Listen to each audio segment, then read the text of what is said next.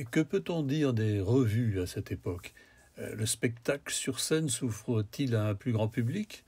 Que dire, par exemple, dans les années 1920, des revues de René Delville ou de Pierre Christ, par exemple, avec des titres comme En avant marche ou Tu me dis pas. Alors, toutes les revues, ben, ce sont des revues d'actualité qui présentent, alors, qui sont des collections de numéros réunis par le personnage du compère et de la commère et qui présentent un certain nombre de points de vue sur la ville. Et là, c'est intéressant parce qu'on a aussi tout à coup une lecture humoristique des activités de l'année. Alors, on a les revues annuelles, mais on a finalement aussi des revues de fin de saison, des revues de début de saison, on a des revues étudiantes qui vont commencer à être jouées très très tôt au 20e siècle et qui sont donc des points de vue de cette manière. Alors, le commère et la compère peuvent être des gens de région qui débarquent à Montréal et découvrent l'étrangeté de Montréal. Ça peut être des Montréalais qui arrivent en région qui découvrent l'étrangeté des régions. Ça peut être, on a eu des cas qui présentaient des personnages autochtones, sans doute beaucoup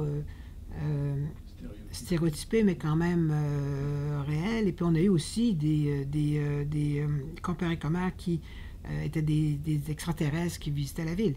Alors, on a eu. Alors, les revues de Pierre Christé sont particulièrement connues parce qu'on a des revues. C'est une revue qui. Plusieurs revues dont plusieurs sont jouées pendant la Première Guerre. Et on va avoir ici des personnages qui vont faire appel à déjà des personnages comiques qu'on suppose avoir été probablement présents sur les scènes plus populaires, mais qui sont destinés à devenir célèbres. On pense à Fridolin et à Lapoune, par exemple, ou à Ticoc. Pas Fridolin, c'est Ticoc et Lapoune. Vous avez parlé, Lucie, d'humour, et je pense que c'est important de noter que parallèlement à ce développement du théâtre, on a aussi un développement exponentiel de la presse, et aussi de la presse satirique.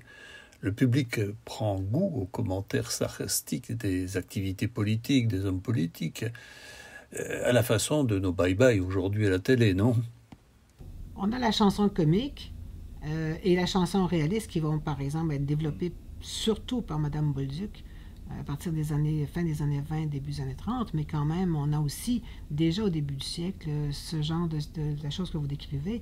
Et on a des cas, par exemple, Albéric Bourgeois, qui est un caricaturiste à la presse et qui est lui-même un auteur de sketchs dramatiques et de revues à la même époque. Donc, on est effectivement dans une parenté assez étroite et qu'il faudrait pouvoir développer un peu, mais qui permet de voir qu'on est vraiment dans cette veine humoristique de la revue.